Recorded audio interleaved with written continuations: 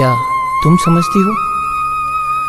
तुम जानती हो, मेरे पापा ने आज तक मेरी माँ से सीधे मुंह बात तक नहीं की, लेकिन हमें तुम्हें अपना बाबू मान लिया यार। क्या तुम समझती हो?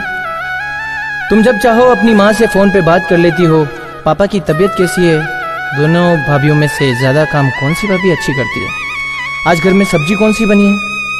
मैं तुम्हें कभी भी नहीं रोकता और ना ही रोकना चाहता हूँ, लेकिन तुम्हारे रहते मैं अपने ही घर में अपनी माँ से 1 मिनट बैठकर बात नहीं कर पाता।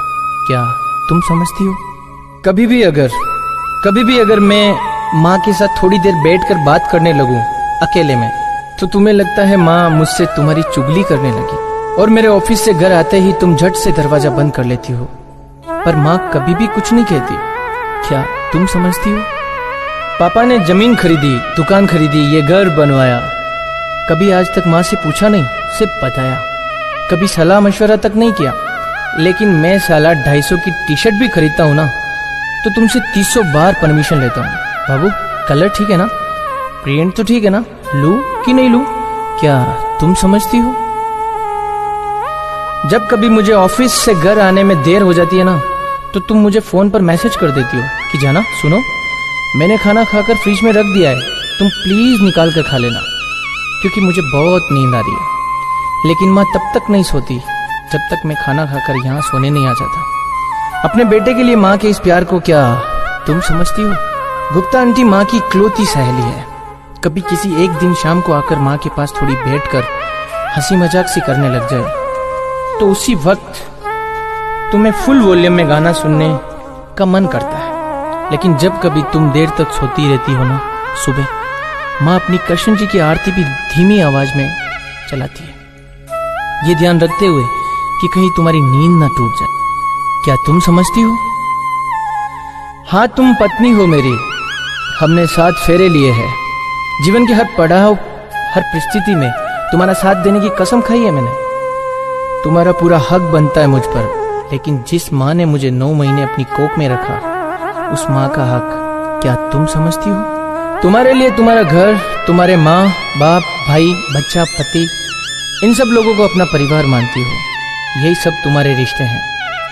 और मेरा घर और मेरे माँ बाप, ये रिश्ते क्या है? शादी सिर्फ 2 लोगों के रिश्ते का नाम नहीं है यार। 2 परिवार आपस में जुड़ते हैं, भाई बहन की नोकझोंक भाभी देवर की हंसी मजाक बन जाती है, पापा का प्यार ससुर का दुलार बन जाता है, और माँ की जगह सास ले लेती है। और उसी हक से माँ ने जरा सा तुम्हें डांट क्या दिया, तुम उन्हें पलटकर जवाब दे देती हो। वही तुम्हारी खुद की माँ तुम्हें 4 लोगों के सामने थप्पड़ भी लगा देना यार, तो तुम उन्हें पलटकर जवाब नहीं देती, तब भी प्यार से ही बात करती हो। मैं तुम्हें अकेले को दोषी नहीं ठहरा रहा हूं, इसमें तुम्हारे अकेले की गलती नहीं है।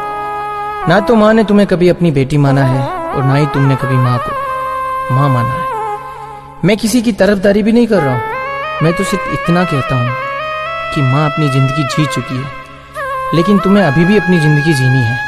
तो क्या हुआ यार, अगर माँ थोड़ी जबान की खड़ी है, अगर तुम भी वही गलती करोगी जो माँ करती है, तो माँ के 8वीं फेल होने में और तुम्हारी मास्टर की डिग्री में क्या फर्क रह जाता है?